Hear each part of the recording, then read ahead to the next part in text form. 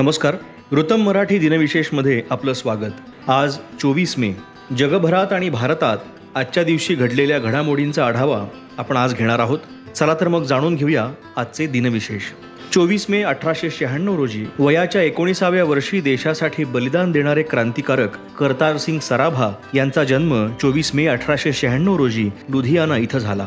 महान क्रांतिकारक भगतसिंग हे करतार सिंग सराभा यांना आपले गुरु मानत.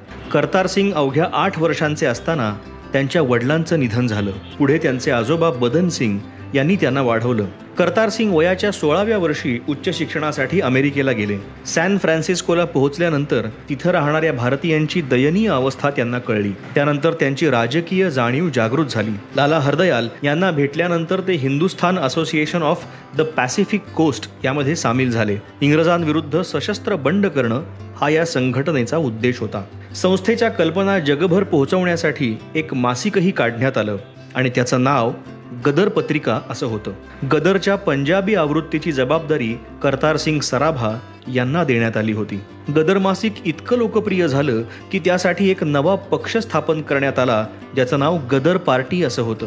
पक्षाच्या स्थापनेनंतर कॅनडा आणि अमेरिकेत राहणारे भारतीय त्यांच्या सुखसुविधा सोडून भारताच्या स्वातंत्र्याला पाठिंबा देण्यासाठी मायदेशी जातील असा निर्णय घेण्यात आला. या घोषणेनंतर सुमारे 8,000 भारतीय सागरी जहाजातून भारतात पोहोचले. करतार सिंग भारतात आल्यावर त्यांना भारत सोडून दुसरीकडे जा, अन्यथा पकडले जाल असा सल्लाही देण्यात आला होता. पण त्यांनी आपलं क्रांतिकार्य सुरूच ठेवलं. काही दिवसातच करतार सिंग आणि त्यांचे साथीदार पकडले गेले. या सर्वांवर देशद्रोहाचा गुन्हा दाखल करण्यात आला.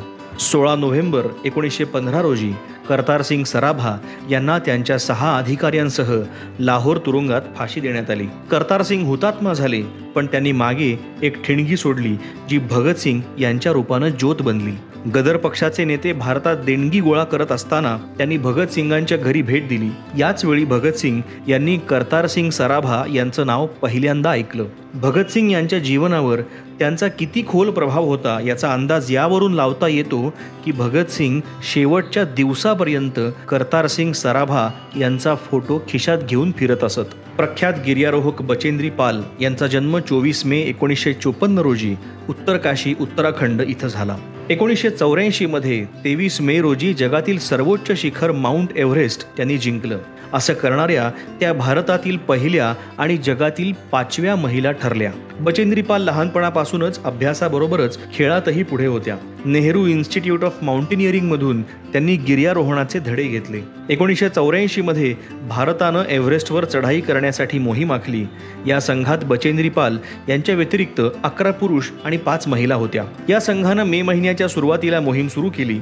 अनेक अडचणींचा सामना करत अखेर 24 मे रोजी बचेंद्री पाल यांनी एव्हरेस्ट जिंकून आपलं नाव इतिहासाच्या पानात सुवर्णाक्षरांनी नोंदवलं. त्यांना भारत सरकारनं पद्मभूषण पुरस्कारानंही सन्मानित केलं आहे.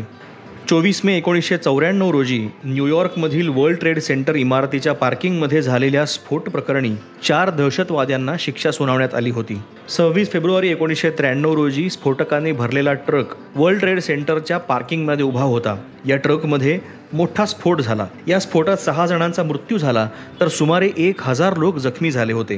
हे दहशतवादी पाकिस्तानशी संबंधित होते. या हल्ल्याची तयारी वर्षभर आधीच केली जात होती अशी माहिती तपासादरम्यान समोर आली. आज वैशाख कृष्ण प्रतिपदा. ब्रह्मदेवाच्या 7 मानसपुत्रांपैकी एक असलेल्या ब्रह्मर्षी नारद मुनी यांची आज जयंती. आपल्या तपस्सामर्थ्यानं नारद मुनींनी ब्रह्मर्षी हे पद प्राप्त केलेलं आहे. नारद मुनी हे भगवान विष्णू यांच्या परमप्रिय भक्तांपैकी एक मानले जातात. त्यांना देवर्षी असंही म्हणतात. मुखानं सतत नारायण नारायण असा निरंतर जप करणारे नारद मुनी स्वर्गलोक, मृत्यूलोक आणि पाताळलोक या तिन्ही लोकात मुक्त संचार करतात.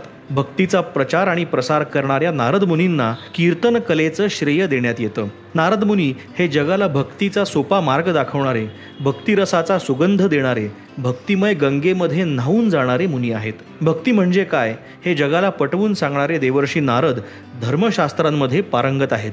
रामायण महाभारतातच नव्हे तर 4ही युगांमध्ये त्यांची मोठी ख्याती आहे. तर हे होते आजचे दिनविशेष.